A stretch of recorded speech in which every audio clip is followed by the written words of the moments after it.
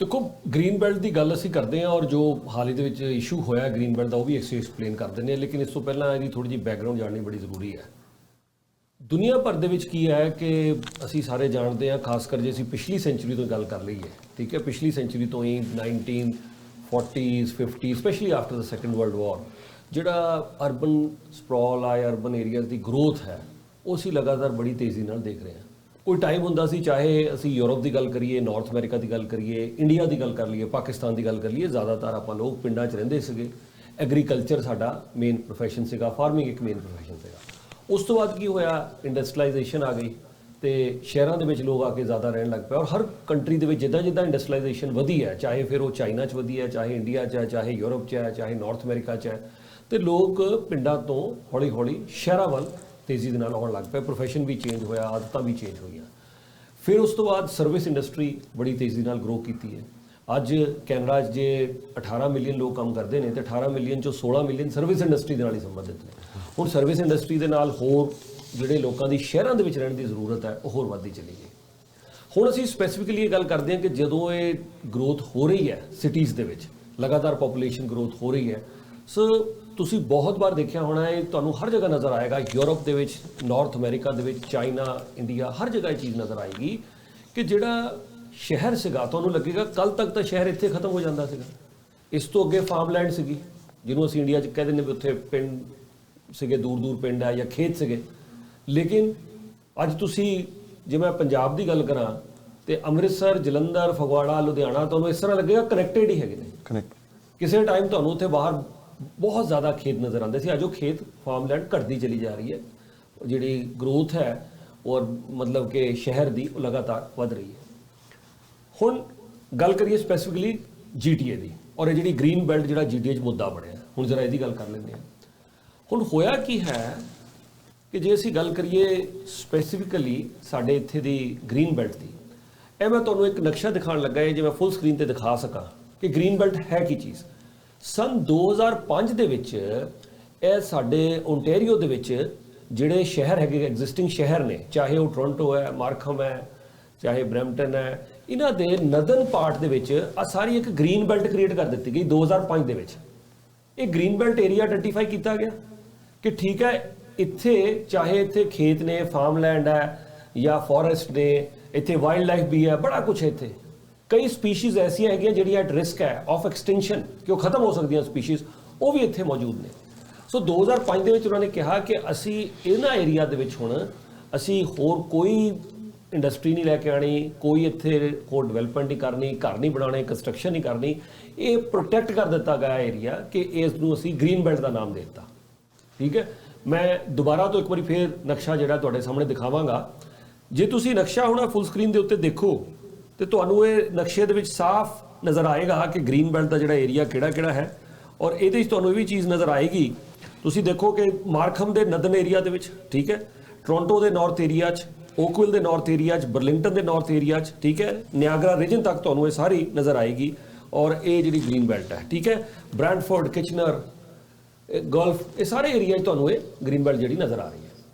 हुण असीं गल करदे हैं कि जे ये सारा जिहड़ा एरिया है गोल्डन हॉर्सशू जिन्हों असीं कहने हैं, इत्थे पॉपूलेशन जे असीं गल करिए 2040 तक, ठीक है नहीं, अगले 15-20 साल तक की गल कर लीए, इत्थे 12 तो 15 मिलियन के आस-पास पॉपूलेशन हो जानी।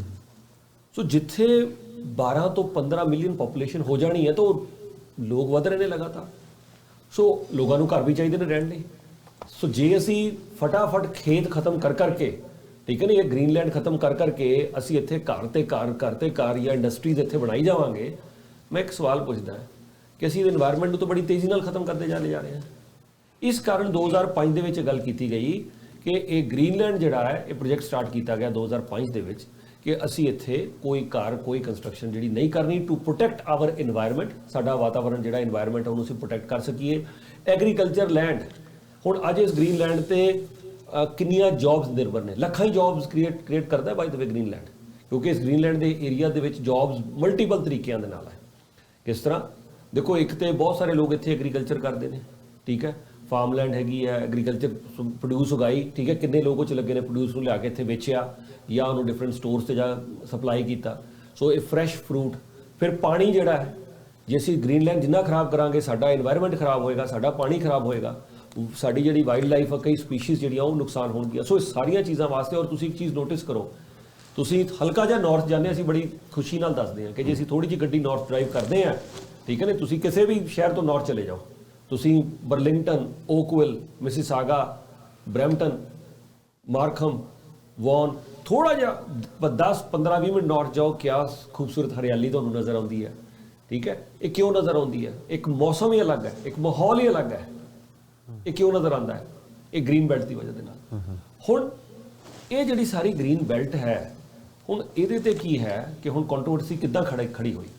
ਇਹ ਹੁਣ ਡਗਫੋਰਡ ਸਾਹਿਬ ਦਾ ਇੱਕ ਵੀਡੀਓ ਵੀ ਬਾਹਰ ਲੀਕ ਹੋ ਗਿਆ ਸੀ, ਜਿਹਦੇ ਵਿੱਚ ਕਿ ਉਹ ਡਿਵੈਲਪਰਸ ਨਾਲ ਗੱਲ ਕਰ ਰਹੇ ਸੀ ਵੀ ਅਸੀਂ ਇੱਕ ਬੜਾ ਚੰਕ ਜਿਹੜਾ ਹੈ ਉਹ ਗ੍ਰੀਨ ਬੈਲਟ ਦਾ ਓਪਨ ਅਪ ਕਰ ਦਾਂਗੇ, ਸਾਰੀ ਨਹੀਂ ਕਰਾਂਗੇ। ਡਗਫੋਰਡ ਸਾਹਿਬ ਸਾਫ਼ ਉੱਤੇ ਕਹਿੰਦੇ ਨਜ਼ਰ ਆ ਰਹੇ ਸੀ ਕਿ ਅਸੀਂ ਇੱਕ ਬੜਾ ਜਿਹੜਾ ਚੰਕ ਹੈ ਉਹ ਅਸੀਂ ਡਿਵੈਲਪਰਸ ਨੂੰ ਦੇ ਦਿਆਂਗੇ। ਉਹ ਇੱਕ ਮੀਟਿੰਗ 'ਚ ਗੱਲ ਕਰ ਰਹੇ ਸੀ, ਉਹ ਬਾਹਰ ਕਿਤੇ ਲੀਕ ਹੋ ਗਿਆ। ਚਲੋ ਸਹੀ ਹੈ, ਗੱਲ ਤੋਂ ਉਹਨੂੰ ਛੱਡ ਦਿਓ, ਪਰ ਉਹਨਾਂ ਨੇ ਵਾਅਦਾ ਕਰਤਾ ਵੀ ਅਸੀਂ ਗ੍ਰੀਨ ਬੈਲਟ ਨੂੰ ਟੱਚ ਨਹੀਂ ਕਰਾਂਗੇ। ਠੀਕ ਹੈ, ਸੋ ਪਹਿਲੇ ਟੈਨਿਓਰ 'ਚ ਉਹਨਾਂ ਨੇ ਜ਼ਿਆਦਾ ਛੇੜਛਾੜ ਹੋਈ ਵੀ ਨਹੀਂ, ਖਬਰ ਦੇ ਬਾਹਰ ਆਈ ਗਈ ਸੀ।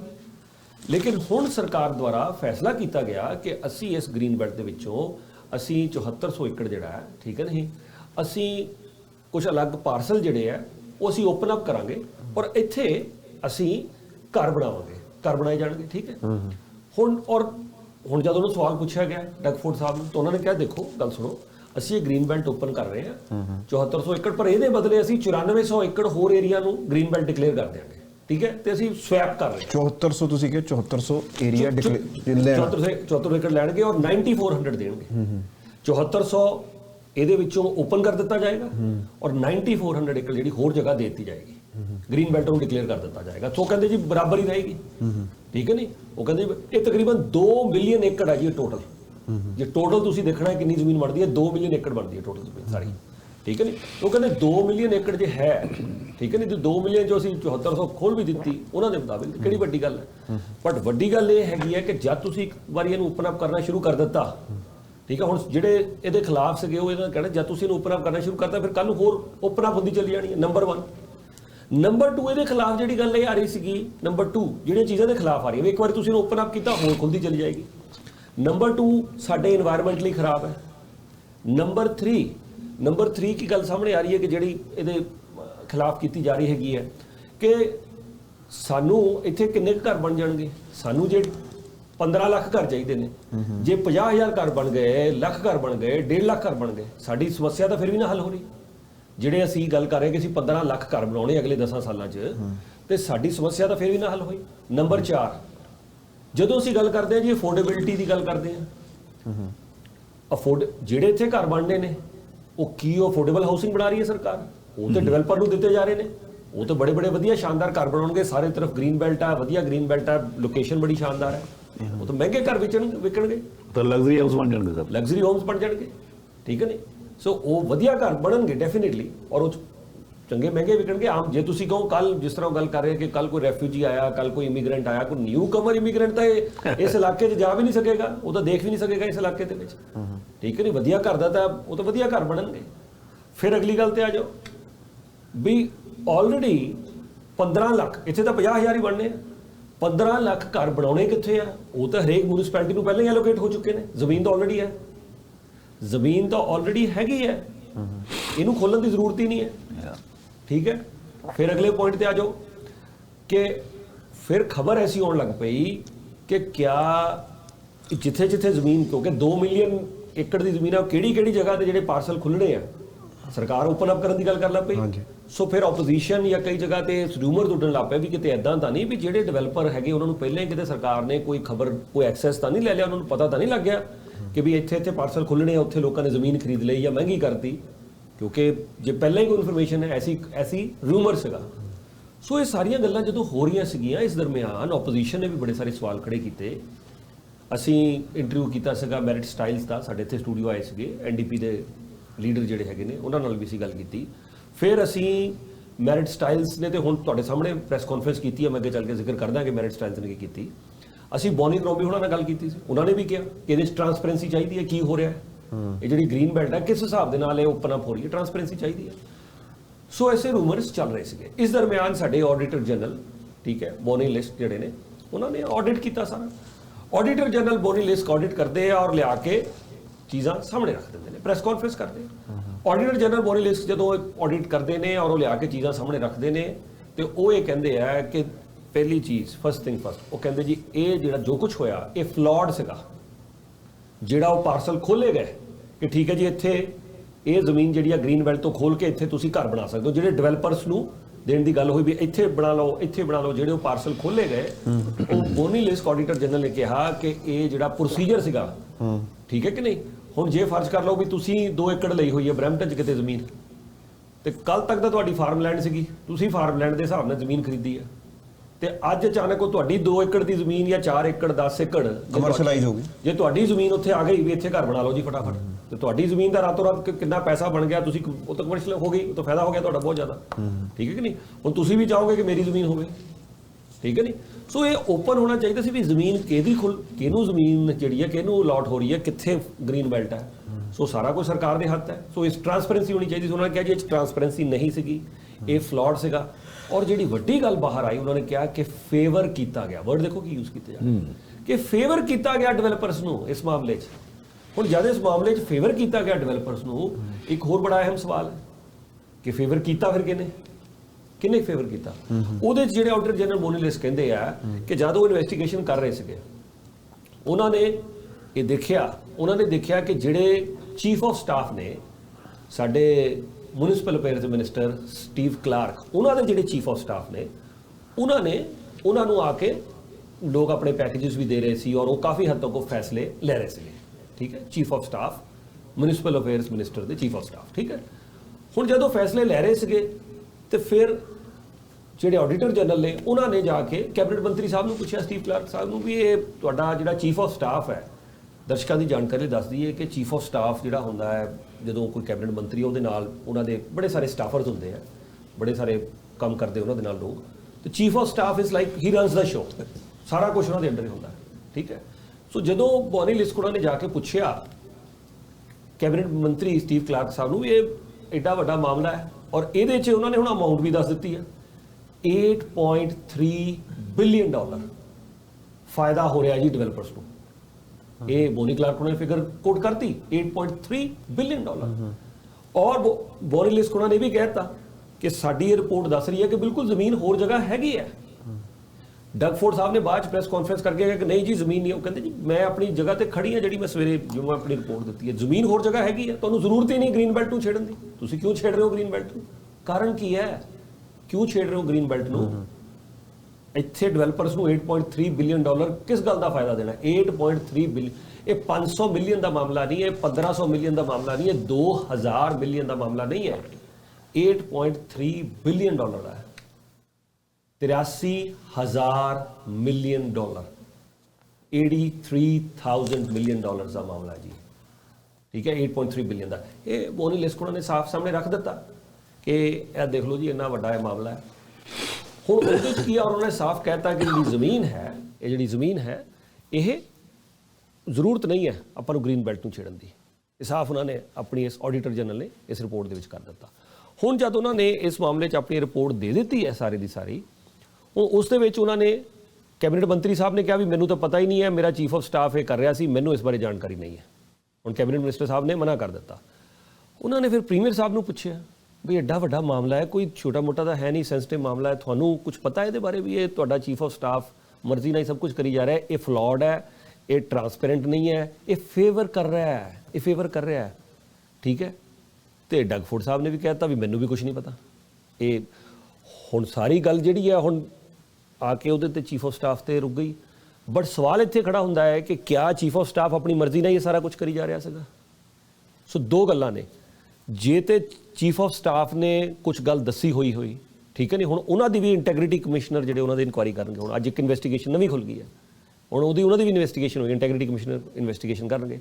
ਜੇ ਤੇ ਚੀਫ ਆਫ ਸਟਾਫ ਨੇ ਗੱਲ ਕਿਤੇ ਉੱਪਰ ਕੀਤੀ ਹੈ, ਕਿਸੇ ਨੂੰ ਵੀ ਉੱਪਰ, ਕਿਉਂਕਿ ਇਹ ਬੁਨਿਆਦੀ ਸਵਾਲ ਹੈ ਵੀ ਕਿਹਨੂੰ ਕੀ ਪਤਾ ਸੀਗਾ। ਜੇ ਤੇ ਉਹਨਾਂ ਨੇ ਉੱਪਰ ਕਿਸੇ ਨਾਲ ਗੱਲ ਕੀਤੀ ਹੋਈ ਹੈ, ਕਿਸੇ ਨਾਲ ਵੀ ਹੋ ਸਕਦੀ ਹੈ, ਔਰ ਜੇ ਉਹਨਾਂ ਨੇ ਉੱਪਰ ਕਿਸੇ ਨਾਲ ਗੱਲ ਕੀਤੀ ਹੋਈ ਹੈ ਤੇ ਫਿਰ ਉਹਨਾਂ ਨੇ ਆਡੀਟਰ ਜਨਰਲ ਨੂੰ ਨਹੀਂ ਦੱਸਿਆ, ਉਹ ਵੀ ਗਲਤ ਹੈ। ਆਡੀਟਰ ਹਜੇ ਤਾਂ ਆਪਾਂ ਇਹੀ ਮੰਨ ਕੇ ਚੱਲਾਂਗੇ ਜੋ ਆਡੀਟਰ ਜਨਰਲ ਕਹਿ ਰਹੇ ਨੇ। ਹਾਂ, ਇੱਕ ਹੀ ਸੈਕਿੰਡ ਦੇ ਦਿਓ, ਸੌਰੀ, ਹਜੇ ਤੇ ਆਪਾਂ ਇਹੀ ਮੰਨ ਕੇ ਚੱਲਾਂਗੇ ਵੀ ਆਡੀਟਰ ਜਨਰਲ ਜਿਹੜੇ ਕਹਿ ਰਹੇ ਨੇ ਔਰ ਡਗਫੋਰਡ ਸਾਹਿਬ ਕਹਿ ਰਹੇ ਉਹਨਾਂ ਨੂੰ ਨਹੀਂ ਪਤਾ, ਕੈਬਨਿਟ ਮੰਤਰੀ ਸਟੀਵ ਕਲਾਰਕ ਕਹਿ ਰਹੇ ਸਾਨੂੰ ਨਹੀਂ ਪਤਾ, ਹਜੇ ਤਾਂ ਹੀ ਮੰਨ ਕੇ ਚੱਲਾਂਗੇ ਸ਼ਾਇਦ ਉਹਨੂੰ ਵਾਕਈ ਨਾ ਪਤਾ ਹੋਵੇ, ਠੀਕ ਹੈ, ਬਿਲੀਵ ਦਾ। ਬਟ ਜੇ ਤੁਹਾਨੂੰ ਨਹੀਂ ਪਤਾ ਤਾਂ ਫਿਰ ਦੈਟ ਇਜ਼ ਆਲਸੋ ਇਨਕੰਪੀਟੈਂਸ। ਫਿਰ ਤੁਸੀਂ ਉੱਥੇ ਬੈਠੇ ਕੀ ਕਰ ਰਹੇ ਹੋ? ਐਗਜ਼ੈਕਟਲੀ। $8.3 ਬਿਲੀਅਨ ਦਾ ਜੇ ਕਿਸੇ ਨੂੰ ਫਾਇਦਾ ਹੋ ਰਿਹਾ ਹੈ ਤੇ ਤੁਹਾਨੂੰ ਪਤਾ ਹੋਣਾ ਚਾਹੀਦਾ ਵੀ ਇੰਨਾ ਵੱਡਾ ਫਾਇਦਾ ਕਿੱਦਾਂ ਹੋ ਰਿਹਾ, ਕਿਹਨੂੰ ਹੋ ਰਿਹਾ ਹੈ। ਇੰਨੀ ਵੱਡੀ ਲੈਂਡ ਗ੍ਰੀਨ ਬੈਲਟ ਜਿਹਦਾ ਇੰਨਾ ਸ਼ੋਰ ਸ਼ਰਾਬਾ ਪਿਆ ਹੋਇਆ, ਠੀਕ ਹੈ ਨਹੀਂ, ਜਿਹੜੀਆਂ ਸਾਰੀਆਂ ਪੋਲੀਟੀਕਲ ਪਾਰਟੀਆਂ ਇਹਦਾ ਸ਼ੋਰ ਸ਼ਰਾਬਾ ਪਾ ਰਹੀਆਂ, ਇੰਨਾ ਸਾਰਾ ਸਵਾਲ ਖੜੇ ਹੋ ਰਹੇ ਆ, ਤੇ ਤੁਸੀਂ ਇੱਕ ਬੰਦੇ ਨੂੰ ਕਹਿ ਦਿਓ ਜੀ ਤੁਸੀਂ ਜੋ ਮਰਜ਼ੀ ਕਰ ਲਓ, ਇਹ ਕਿੱਦਾਂ ਹੋ ਸਕਦਾ? ਫਿਰ ਇਹਦਾ ਮਤਲਬ ਇਹ ਕਿਤੇ ਨਾ ਕਿਤੇ ਇਨਕੰਪੀਟੈਂਸ ਹੈ। ਫਿਰ ਇਹਦਾ ਮਤਲਬ ਤੁਸੀਂ ਉੱਥੇ ਬੈਠੇ ਕਰ ਕੀ ਰਹੇ ਹੋ? ਹੋਰ ਟੈਕਸ ਪੇਅਰ ਨੇ ਤੁਹਾਨੂੰ ਬਿਠਾਇਆ ਕਾਹਦੇ ਲਈ ਹੈ? ਤੁਹਾਨੂੰ ਵੋਟਰ ਨੇ ਚੁਣਿਆ ਕਾਹਦੇ ਲਈ ਹੈ? To protect the interest of the voter. Tax payer ਦਾ ਵੋਟਰ ਦਾ ਇੰਟਰਸਟ ਪ੍ਰੋਟੈਕਟ ਕਰਨ ਲਈ ਉੱਥੇ ਬਿਠਾਇਆ ਗਿਆ। ਸੋ ਇੱਕ ਅਹਿਮ ਸਵਾਲ ਹੈ, ਬਹੁਤ ਵੱਡਾ, ਠੀਕ ਹੈ। ਹੁਣ ਇਸ ਮਾਮਲੇ ਦੇ ਉੱਤੇ ਜੋ ਲੇਟੈਸਟ ਹੈ ਉਹ ਇਹ ਹੈ ਕਿ ਆਡੀਟਰ ਜਨਰਲ ਦੀ ਆਪਣੀ ਰਿਪੋਰਟ ਆ ਗਈ, ਪ੍ਰੀਮੀਅਰ ਸਾਹਿਬ ਨੇ ਆਪਣੀ ਗੱਲ ਕਹਿਤੀ, ਕੈਬਨਿਟ ਮੰਤਰੀ ਸਾਹਿਬ ਨੇ ਆਪਣੀ ਗੱਲ ਕਹਿਤੀ। ਹੁਣ ਉਹਨਾਂ ਨੇ 15 ਰეკਮੈਂਡੇਸ਼ਨ ਦਿੱਤੀਆਂ। 15 ਰეკਮੈਂਡੇਸ਼ਨ ਜਿਹੜੀਆਂ ਦਿੱਤੀਆਂ, ਬਾਕੀ ਤਾਂ ਸਾਰੀਆਂ ਪ੍ਰੋਸੈਸ ਠੀਕ ਕਰਨ ਦੀ ਦਿੱਤੀਆਂ ਵੀ ਅੱਗੇ ਤੋਂ ਪ੍ਰੋਸੈਸ ਇਦਾਂ ਕਰਿਓ। ਇਹ ਮੰਨ ਗਏ ਕਿ ਪ੍ਰੋਸੈਸ ਗਲਤ ਹੈ ਜੀ, ਪ੍ਰੋਸੈਸ ਤੇ ਉਹਨਾਂ ਨੇ ਬਾਰ-ਬਾਰ ਮੰਨ ਗਿਆ। ਚੀਫ ਜਿਹੜੇ ਆਪਣੇ ਪ੍ਰੀਮੀਅਰ ਸਾਹਿਬ ਡਗਫੋਰਡ ਸਾਹਿਬ ਕਹਿੰਦੇ ਪ੍ਰੋਸੈਸ ਗਲਤ ਸੀਗਾ। ਸੋ ਜੇ ਪ੍ਰੋਸੈਸ ਗਲਤ ਸੀਗਾ, ਪ੍ਰੀਮੀਅਰ ਸਾਹਿਬ ਦੇ ਹੁੰਦਿਆਂ ਪ੍ਰੋਸੈਸ ਗਲਤ ਹੋ ਗਿਆ, ਕੈਬਨਿਟ ਮੰਤਰੀ ਸਾਹਿਬ ਦੇ ਹੁੰਦਿਆਂ ਪ੍ਰੋਸੈਸ ਗਲਤ ਹੋ ਗਿਆ, ਚੀਫ ਆਫ ਸਟਾਫ ਵੈਸੇ ਹੀ ਲਿਆ ਕੇ ਖੜਾ ਕਰ ਦਿੱਤਾ। ਉਹ ਪੈਸੇ ਲੈ ਕੇ ਕੰਮ ਕਰ ਰਿਹਾ ਕਿ ਵਲੰਟੀਅਰ ਕੰਮ ਕਰ ਰਿਹਾ? ਉਹ ਚੀਫ ਆਫ ਸਟਾਫ ਨੂੰ ਪਤਾ ਨਹੀਂ ਸੀ ਕੰਮ ਕਿੱਦਾਂ ਕਰਨਾ, ਫਿਰ ਵੀ ਪ੍ਰੋਸੈਸ ਗਲਤ ਹੋ ਗਿਆ। ਕਿੱਦਾਂ ਹੋ ਗਿਆ ਪ੍ਰੋਸੈਸ ਗਲਤ? ਚਲੋ ਤੁਸੀਂ ਪ੍ਰੋਸੈਸ ਠੀਕ ਕਰ ਲਓਗੇ, ਲੇਕਿਨ ਇੱਕ ਉਹਨਾਂ ਨੇ ਗੱਲ ਕਹੀ ਹੈ ਵੀ ਜਦ ਪ੍ਰੋਸੈਸ ਹੀ ਗਲਤ ਹੈ ਤਾਂ ਦੁਬਾਰਾ ਰੀਵੈਲੂਏਟ ਕਰੋ ਇਸ ਫੈਸਲੇ ਬਾਰੇ। ਉਹ ਉਹਨਾਂ ਨੇ ਰეკਮੈਂਡੇਸ਼ਨ ਨਹੀਂ ਮੰਨ ਰਹੇ। 14ਵੀਂ ਜਿਹੜੀ 15 ਰეკਮੈਂਡੇਸ਼ਨ ਹੈ, 15 ਤੋਂ 14 ਮੰਨ ਰਹੇ, 14 ਰეკਮੈਂਡੇਸ਼ਨ ਨਹੀਂ ਮੰਨ ਰਹੇ। ਉਸ ਪ੍ਰੋਸੈਸ ਰੀਵੈਲੂਏਟ ਨਹੀਂ ਕਰ ਰਹੇ। ਬੁਨਿਆਦੀ ਤੌਰ ਤੇ ਤਾਂ ਉਹੀ ਕਰਨ ਦੀ ਜ਼ਰੂਰਤ ਹੈ, ਸਭ ਤੋਂ ਇੰਪੋਰਟੈਂਟ ਤਾਂ ਉਹੀ ਕਰਨ ਦੀ ਜ਼ਰੂਰਤ ਹੈ ਕਿ ਪ੍ਰੋਸੈਸ ਨੂੰ ਰੀਵੈਲੂਏਟ ਕਰੋ, ਕਿਉਂਕਿ ਪ੍ਰੋਸੈਸ ਫਲॉड ਸੀਗਾ, ਫੇਵਰ ਕੀਤਾ ਜਾ ਰਿਹਾ ਸੀਗਾ, ਉਹਨੂੰ ਤਾਂ ਰੀਵੈਲੂਏਟ ਕਰਨ ਦੀ ਜ਼ਰੂਰਤ ਹੈ। ਉਹ ਕਹਿੰਦੇ ਜੀ ਉਹ ਅਸੀਂ ਰੀਵੈਲੂਏਟ ਨਹੀਂ ਕਰਨਾ। ਹੁਣ ਜਦ ਇਹ ਆਡੀਟਰ ਜਨਰਲ ਨੂੰ ਪੁੱਛਿਆ ਗਿਆ ਫਿਰ ਤੁਸੀਂ ਜੋ ਕਹਿ ਰਹੇ ਹੋ ਉਹ ਤਾਂ ਬੇਸਿਕਲੀ ਮੰਨਿਆ ਨਹੀਂ ਜਾ ਰਿਹਾ। ਉਹ ਕਹਿੰਦੇ ਜੀ ਇਹ ਤਾਂ ਹੁਣ ਲੋਕਾਂ ਨੇ ਫੈਸਲਾ ਕਰਨਾ, ਇਹਦੇ ਬਾਰੇ ਉਹ ਕੀ ਕਰਨਗੇ, ਉਹ ਤਾਂ ਜਦੋਂ ਵੋਟਾਂ ਬਣਨਗੇ ਜਾਂ ਕੀ ਕਰਨਗੇ। ਸੋ ਉਹ ਵੀ ਆਪਣੀ ਹੱਥ 'ਚ ਰਹਿ ਕੇ ਗੱਲ ਕਰ ਰਹੇ ਸੀ ਵੀ ਐਜ਼ ਅ ਜਰਨਲਿਸਟ ਅਸੀਂ ਨਹੀਂ ਕੁਛ ਅੱਗੇ, ਮੈਂ ਆਪਣੀ ਹੱਥ 'ਚ ਰਹਿ ਕੇ ਮੈਂ ਇਸ ਤੋਂ ਅੱਗੇ ਨਹੀਂ ਕੋਈ ਗੱਲ ਕਰਨਾ ਚਾਹੁੰਦਾ, ਲੇਕਿਨ ਸਾਰੀ ਚੀਜ਼ ਮੈਂ ਖੋਲ ਕੇ ਤੁਹਾਡੇ ਸਾਹਮਣੇ ਰੱਖ ਦਿੱਤੀ ਹੈ। This is what the auditor general is saying. Premier ਸਾਹਿਬ ਕੀ ਕਹਿ ਰਹੇ? ਇਸ ਦਰਮਿਆਨ ਮੈਂ ਪ੍ਰੀਮੀਅਰ ਸਾਹਿਬ ਦੀ ਗੱਲ ਦੱਸਤੀ ਹੈ, ਸਟੀਵ ਕਲਾਰਕ ਸਾਹਿਬ ਦੀ। ਪ੍ਰੀਮੀਅਰ ਸਾਹਿਬ ਬਾਰ-ਬਾਰ ਜਿਹੜੀ ਇਹ ਗੱਲ ਕਰ ਰਹੇ ਸੀਗੇ ਕਿ ਅਫੋਰਡੇਬਿਲਟੀ ਦਾ ਮਾਮਲਾ ਹੈ, ਹਾਊਸਿੰਗ ਦੇ ਵਿੱਚ ਇਸ ਵੇਲੇ ਸਾਨੂੰ ਚੈਲੰਜ ਹੈ। ਸਰ ਅਫੋਰਡੇਬਿਲਟੀ ਦੀ ਗੱਲ ਔਰ ਹਾਊਸਿੰਗ ਦਾ ਚੈਲੰਜ ਉਹਦੇ ਨਾਲ ਤਾਂ ਸੋਲਵ ਨਹੀਂ ਹੋਣਾ। 15-20 ਸਾਲ ਤੱਕ ਘੱਟੋ ਘੱਟ ਹਜੇ ਜੇ ਉਸ ਚਲੋ ਇੱਕ ਮਿੰਟ ਲਈ ਮੰਨ ਲਈਏ ਕਿ ਤੁਸੀਂ ਉਹ 50,000 ਘਰ ਬਣਾਉਣ ਦੇ ਦਿੱਤੇ, ਸਰ ਮਿਊਨਿਸਪਲ ਸਰਵਿਸਿਜ਼ ਵੀ ਤਾਂ ਜਾਣੀ, ਉੱਥੇ ਸੜਕਾਂ ਵੀ ਬਣਨੀਆਂ, ਲਾਈਟਾਂ ਵੀ ਲੱਗਣੀਆਂ, ਉੱਥੇ ਫੋਨ ਲਾਈਨਸ ਵੀ ਵਿਛਣੀਆਂ, ਇੰਟਰਨੈਟ ਕਨੈਕਸ਼ਨ ਵੀ ਜਾਣਾ ਹੈ, ਉੱਥੇ ਐਂਬੂਲੈਂਸ ਵੀ ਪਹੁੰਚਣੀ ਚਾਹੀਦੀ ਹੈ, ਉੱਥੇ ਫਾਇਰ ਬ੍ਰਿਗੇਡ ਵੀ ਪਹੁੰਚਣੀ ਚਾਹੀਦੀ ਹੈ। ਸਾਰਾ ਕੁਝ ਦੇਣ ਨੂੰ ਤੁਹਾਨੂੰ ਅੱਜ ਤੋਂ ਘੱਟੋ ਘੱਟ 15-20 ਸਾਲ ਲੱਗ ਜਾਣੇ ਉੱਥੇ, ਔਰ 50,000 ਘਰ ਉੱਥੇ ਬਣਾਉਣ ਦੇ ਨਾਲ 15 ਲੱਖ ਘਰ ਦਾ ਮਸਲਾ ਹੀ ਨਹੀਂ ਹੱਲ ਹੁੰਦਾ। ਬਾਰ-ਬਾਰ ਇਹ ਗੱਲ ਸਾਹਮਣੇ ਆ ਰਹੀ ਹੈ, ਆਡੀਟਰ ਜਨਰਲ ਦੀ ਰਿਪੋਰਟ 'ਚ ਵੀ ਆ ਗਈ ਹੈ, ਔਰ ਉਹ ਬਾਰ-ਬਾਰ ਕਹਿ ਰਹੇ ਨੇ ਕਿ ਹੋਰ ਜਗ੍ਹਾ ਜ਼ਮੀਨ ਆਲਰੇਡੀ ਐਲੋਕੇਟ ਹੋਈ ਹੈ। ਡਿਫਰੈਂਟ ਮਿਊਨਿਸਪੈਲਿਟੀਜ਼ ਨੂੰ ਆਲਰੇਡੀ 15 ਲੱਖ ਘਰ ਬਣਾਉਣ ਦੀ ਤਾਂ ਜ਼ਮੀਨ ਐਲੋਕੇਟ ਹੋਈ ਹੈ। ਉਹ ਉਹਨਾਂ ਨੂੰ ਤੇਜ਼ੀ ਲਿਆਉਣ ਦੀ ਜ਼ਰੂਰਤ ਹੈ ਕਿ ਉਹ ਤੇਜ਼ੀ ਨਾਲ ਹੋਰ ਘਰ ਬਿਲਡ ਕਰਨ municipalities. That is what needs to be done ਕਿ ਰੈਡ ਟੇਪਿਜ਼ਮ ਘਟਾ ਕੇ ਫਟਾਫਟ ਘਰ ਜਿਹੜੇ ਉਧਰ ਬਣਾਏ ਜਾਣ ਤਾਂ ਕਿ ਐਲੋਕੇਟ ਹੋਏ ਨੇ, ਤੇ ਗ੍ਰੀਨ ਬੈਲਟ ਨੂੰ ਤਾਂ ਛੇੜਨ ਦੀ ਜ਼ਰੂਰਤ ਹੀ ਨਹੀਂ ਹੈ ਸਾਨੂੰ।